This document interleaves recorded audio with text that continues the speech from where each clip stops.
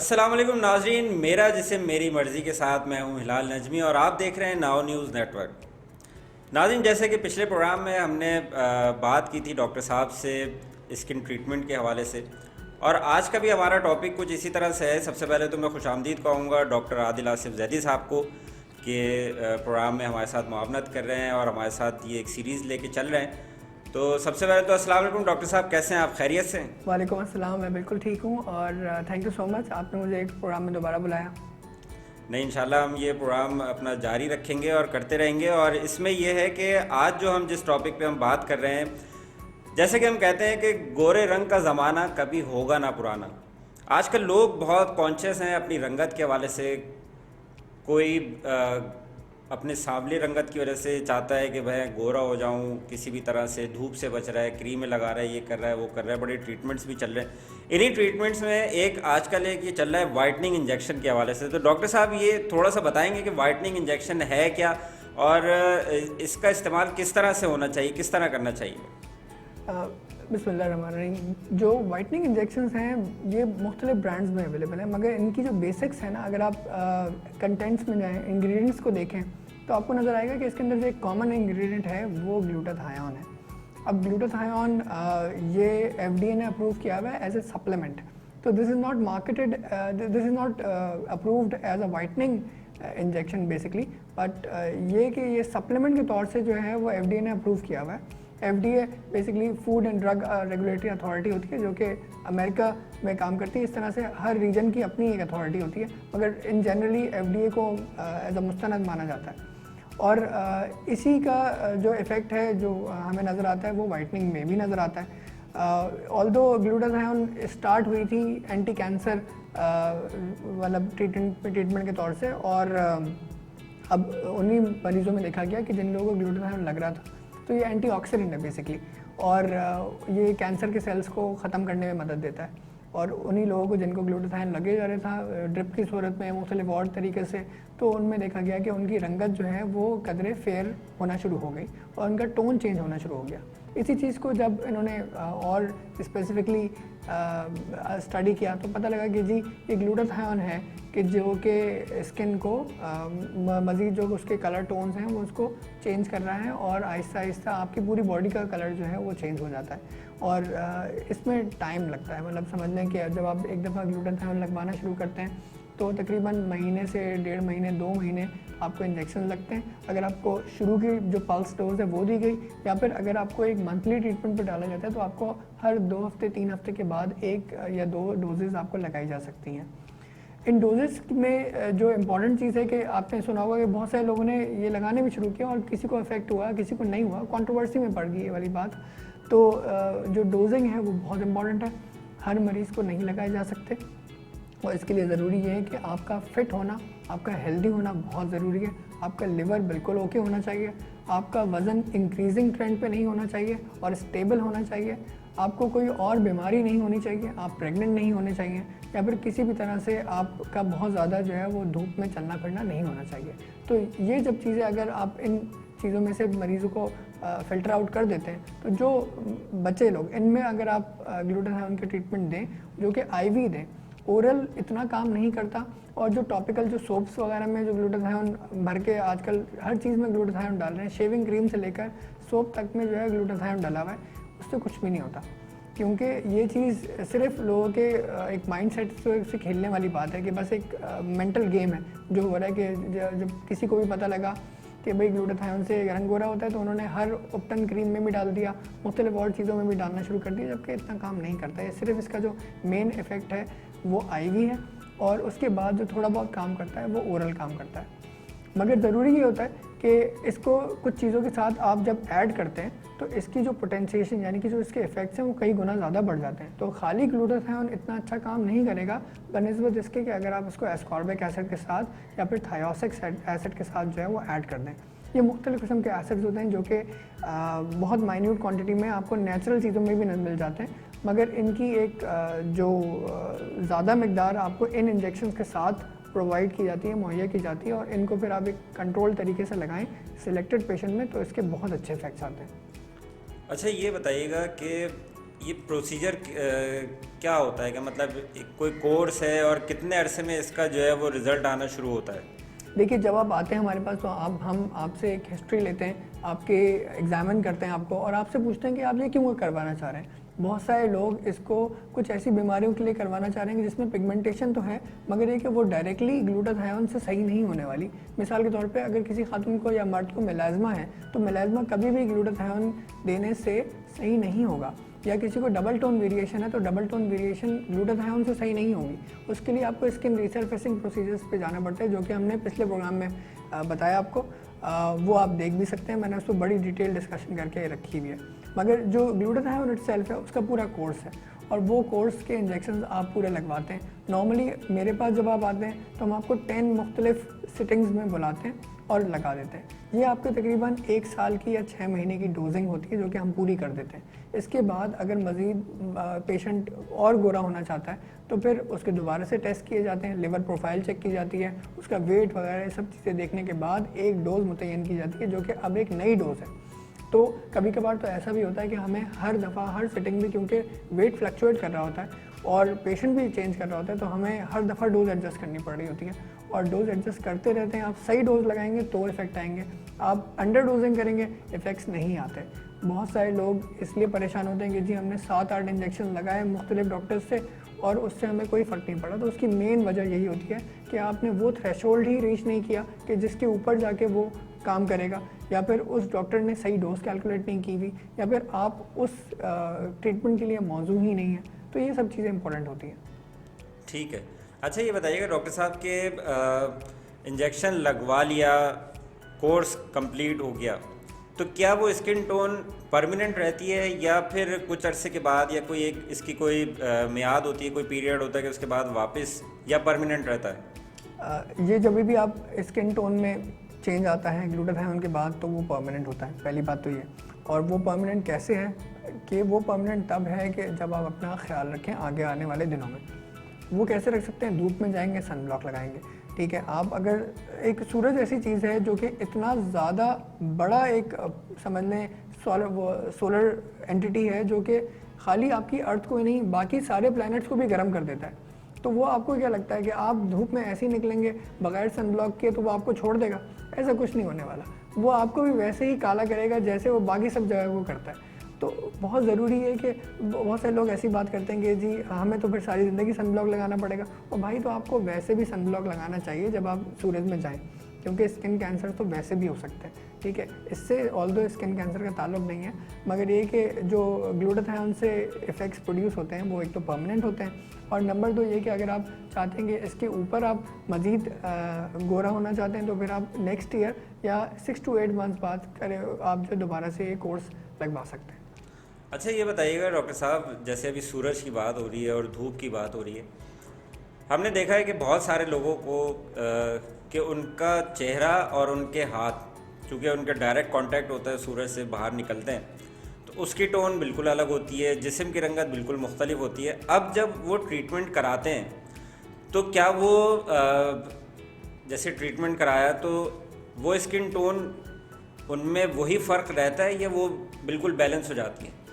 Balancing नहीं होती, यही चीज़ समझने की है। और अक्सर लोग बेचारे इसी वो डबल टोन के चक्कर में आके इस ट्रीटमेंट में फंस जाते हैं और फिर जब फ़ायदा नहीं होता तो वो बेचारा ट्रीटमेंट बदनाम हो जाता है। जब आप फ़र्ज़ कर लें कि डबल टोन है, आपके हाथों का कलर कुछ और है, जिस्म का कलर कुछ और है, और इसके ऊपर आपने ग्लूटाथायोन लगवा लिया, तो जो हाथों का कलर है वो लाइट होगा और जो जिस्म का कलर पहले ही लाइट है वो मज़ीद लाइट हो जाएगा। तो जो कंट्रास्ट है वो वहीं का वहीं रहेगा, कंट्रास्ट चेंज नहीं होता। अलबत्ता इसको अगर आपने ठीक करना है तो उसके लिए केमिकल पीलिंग होती है, लेज़र रीसरफेसिंग होती है, माइक्रो नीडलिंग होती है, या और स्किन रीसरफेसिंग प्रोसीजर्स होते हैं जो कि किए जा सकते हैं ताकि उन स्पेसिफिक एरियाज़ के कलर जो कि डार्क हैं लाइट किए जा सकें। जैसे चेहरा है, जैसे नेक है, जैसे हाथ और पाँव हैं, तो इन एरियाज़ को आप टारगेटेड थेरेपी दे के सही कर सकते हैं। इसके लिए ग्लूटाथायोन नहीं होता। ग्लूटाथायोन हाँ उन लोगों के लिए ज़रूर होता है कि जिनकी स्किन अब ये सब ट्रीटमेंट कराने के बाद एक जैसी हो गई है और वो मज़ीद अब चाह रहे हैं कि वो गोरे रंग की तरफ आना चाह रहे हैं, तो फिर उनके लिए ग्लूटाथायोन होता है। अच्छा, एक शायद मैं कहूँगा कि अजीब सा सवाल है, लेकिन ये बताएं कि रुझान इस चीज़ का ज़्यादा ख़वातीन में आ रहा है या मर्दों में आ रहा है, इस ट्रीटमेंट का या वाइटनिंग इंजेक्शन का? आजकल तो आपको इसका एक और इफेक्ट जो कि अभी मैंने बताया नहीं, वो वैसे तो सभी को पता है कि ग्लूटाथायोन लगाने के बाद स्किन पे ना कि सिर्फ वाइटनिंग की तरफ आप आते हैं बल्कि स्किन ग्लो करना शुरू हो जाती है। एक एंटीऑक्सीडेंट मैकेनिज्म जो है उसका, जो कि उसका अपना एक एंडोजेनस मैकेनिज्म है, उसका खुद का काम है ही एंटीऑक्सीडेंट करना। तो जब आप एंटीऑक्सीडेंट वाला एक चीज़ इंजेक्ट कर रहे हैं तो आपकी स्किन ना कि सिर्फ वाइट होती है, वो बल्कि ग्लो भी करना शुरू हो जाती है। तभी विटामिन सी के जो सीरम्स वगैरह हैं वो इतने ज़्यादा मशहूर और मकबूल इसलिए हैं कि वो भी एक एंटीऑक्सीडेंट है, मगर ग्लूटाथायोन उससे भी ज़्यादा पोटेंट एंटीऑक्सीडेंट है। तो जो इवन रमज़ान के दौरान भी अगर आपने किसी के चेहरे पे शायद नूर बहुत ज़्यादा देखा तो उसकी एक वजह तो ये भी हो सकती है कि उसने बहुत ज़्यादा नमाज रोज़ा और ये सब कुछ रखा, मगर उसकी दूसरी वजह डॉक्टर आदिल का ऑफिस भी हो सकती है कि हो सकता है कि वो ट्रीटमेंट करवा के जा चुकी हों और उसके बाद फिर 27वीं की शब पे जो है ना उनका चेहरा ऐसा चमक रहा हो कि जो कि आपको नज़र आ रहा हो। इसी तरह से वो लोग जो कि मेल और फीमेल दोनों ही तकरीबन ये करवा रहे हैं, वो लोग जिनकी पब्लिक डीलिंग ज़्यादा है तो वो ये चीज़ इस ट्रीटमेंट पे ज़्यादा आते हैं। और वो लोग जो कि इंडोर रहते हैं उनको भी टीवी वगैरह पे देख के, सेलिब्रिटीज़ को देख के दिल करता है कि वो भी ऐसे खूबसूरत, और खूबसूरत तो कोई भी है मगर ये कि थोड़े फेयर नज़र आएँ, तो वो ये ट्रीटमेंट्स करा रहे होते हैं। ठीक है। अच्छा, ये मेसोथेरेपी, अभी जैसे हम बात भी कर रहे थे प्रोग्राम से पहले और ये आपने एक वर्ड यूज़ किया था थेरेपी, मेसोथेरेपी, ये क्या चीज़ है? Mesotherapy basically injectable skin boosters होते हैं। ये हाइलुरोनिक एसिड है, कोलेजन है, जो कि बाकायदा इंजेक्ट किए जाते हैं बहुत बारीक नीडल को लेके। माइक्रो नीडलिंग से थोड़ा सा मुख्तलिफ है ये, और आपके पास एक वैरायटी ऑफ सीरम्स अवेलेबल होते हैं कि जिनको आप स्किन में इंजेक्ट करके ना कि सिर्फ वाइटनेस ला सकें बल्कि उसका टेक्सचर भी इम्प्रूव कर सकें, पोर्स को बंद कर सकें और स्किन को नेचुरल रेडिएंट जो होती है, स्किन चमकदार स्किन जो होती है वो बना सकें। ये बहुत मतलब समझ लें बिल्कुल पेनलेस प्रोसीजर है, और इसको करने से पहले आपकी स्किन को नम कर दिया जाता है पूरा, और नम करने के बाद ये ट्रीटमेंट किया जाता है ताकि मरीज़ के लिए ये बेरेबल हो जाए।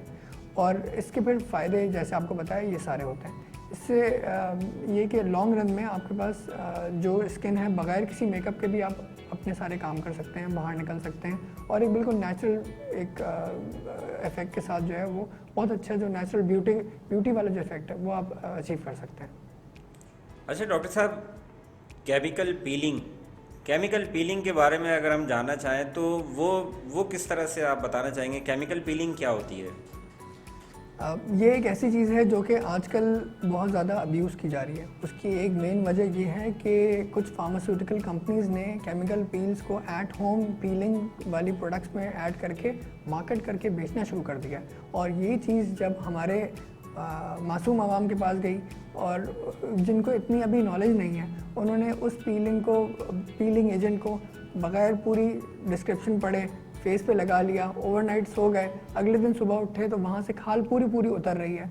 ये उन लड़कियों के साथ भी हुआ जो कि जिनकी अभी शादी करीब है और उन्होंने लगा लिया कि जी पीलिंग एजेंट, इससे भी ऊपर कंसंट्रेशन की बात है इसमें, ये ऑल द वे बहुत लो कंसंट्रेशन से लेकर बहुत हाई कंसंट्रेशन तक भी होते हैं। इसमें मीडियम डेप्थ, सुपरफिशियल और डीप पीलिंग एजेंट्स तीनों मौजूद होते हैं। डिपेंड करता होता है कि जी आपकी स्किन पे क्या सूट करेगा, वो आपका डॉक्टर बताएगा आपको।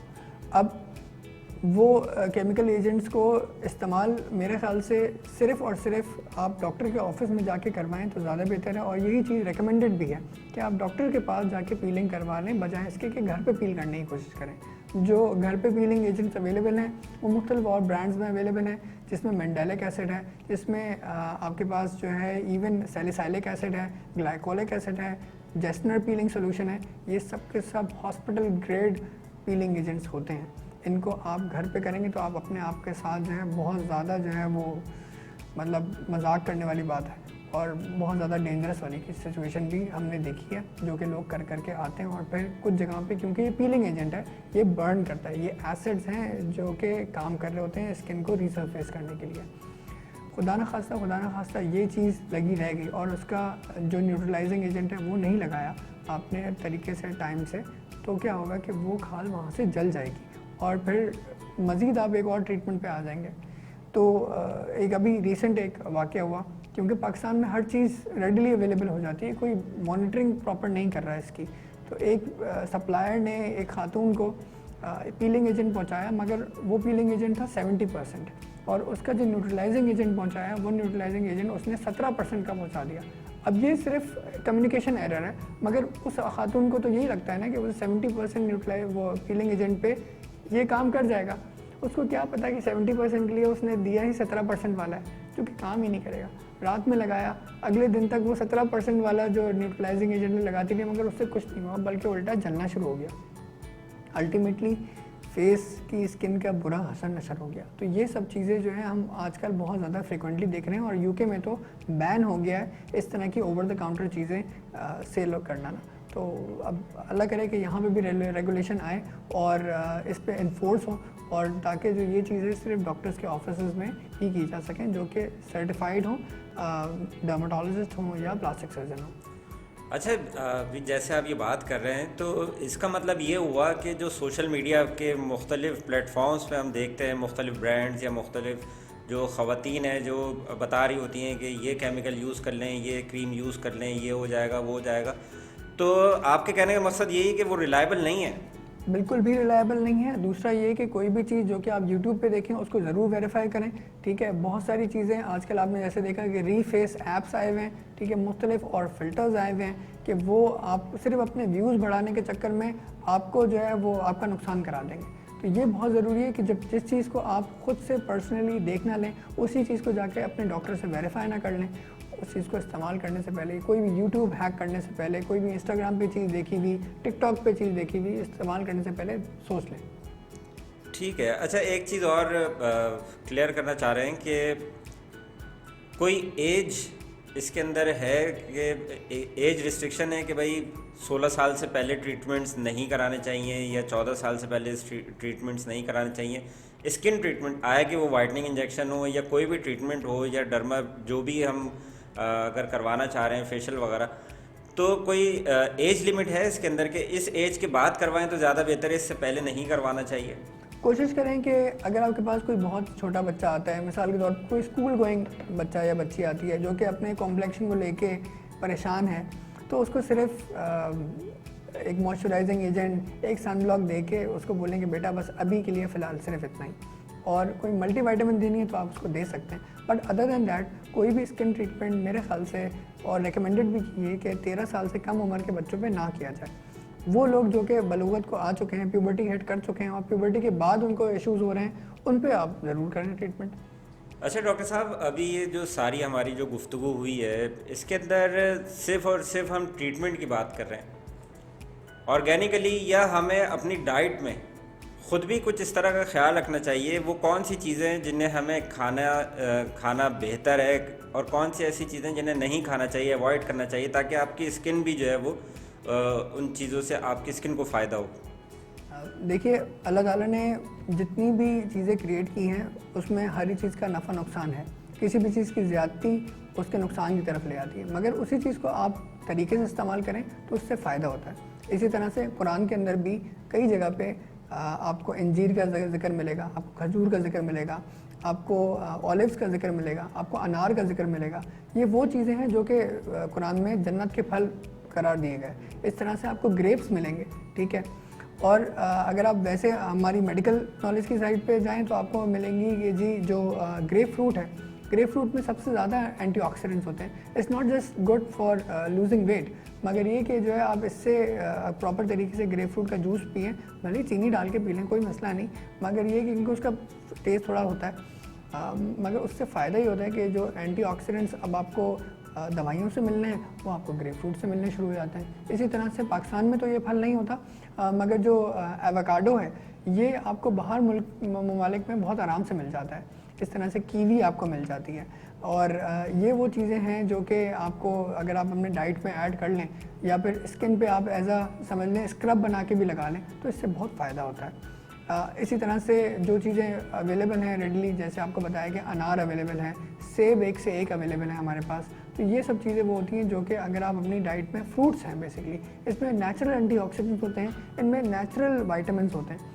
और ये वो लोग जो कि आपने देखा होगा कि हमारे नॉर्दर्न एरिया में जो हमारे पठान हैं, जो हमारे एबटाबाद की साइड पे, सवात की साइड पे, मंगोरा की साइड पे जो लोग हैं वो यही चीज़ खाते हैं, वो नेचुरल चीज़ें खाते हैं, और उससे वो इतना रेगुलर खाते हैं फ्रूट्स वगैरह कि वो उनकी स्किन पे नज़र आता है। और जैसे मैंने एक पहले प्रोग्राम में भी बात की थी कि यू आर व्हाट यू ईट।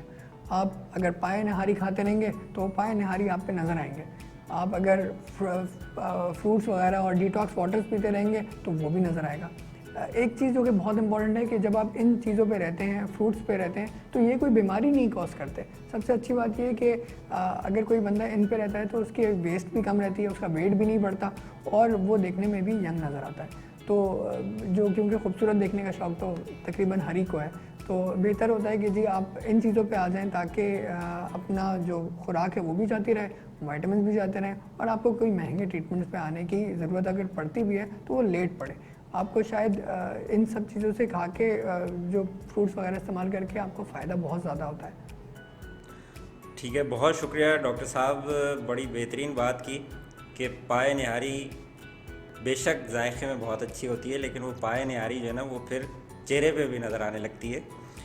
तो जो चीज़ें अभी डॉक्टर साहब ने बताई कि ऑर्गेनिकली जो कुदरती चीज़ें हैं, ख़ास तौर पे जैसे इन्होंने जिक्र किया कि जो पहाड़ी इलाकों में लोग रह रहे होते हैं या वो लोग जो नेचर के बहुत करीब हैं, फलों का इस्तेमाल ज़्यादा से ज़्यादा रखें। और बेशक ट्रीटमेंट्स अपनी जगह हर कोई चाहता है कि वो खूबसूरत भी नज़र आए, और लेकिन उसके लिए ज़रूरी ये भी है कि ख़ुद अपनी डाइट का ख्याल भी रखें, उन चीज़ों को अवॉइड करें। ठीक है, वो सारी चीज़ें अपनी जगह ठीक है, लेकिन ख़ुद भी ख्याल रखना बहुत ज़रूरी है। आप अपने फ़ीडबैक से हमें आगाह करते रहें, किस तरह हमें इनबॉक्स करें, हमें कमेंट्स में अपने सवालात लिखें या फ़ीडबैक दें। और डॉक्टर साहब से अगर रब्ता करना है तो भी इसी तरह से होगा, और हम अपनी डिस्क्रिप्शन में भी जो है वो डॉक्टर साहब के पेज का और उनके कॉन्टैक्ट्स का हम मेंशन कर रहे हैं। तो हमारे साथ रहें, राब्ते में, देखते रहें प्रोग्राम मेरा जिसे मेरी मर्ज़ी। हिलाल नजमी को दीजिए इजाज़त। अल्लाह हाफ़िज़।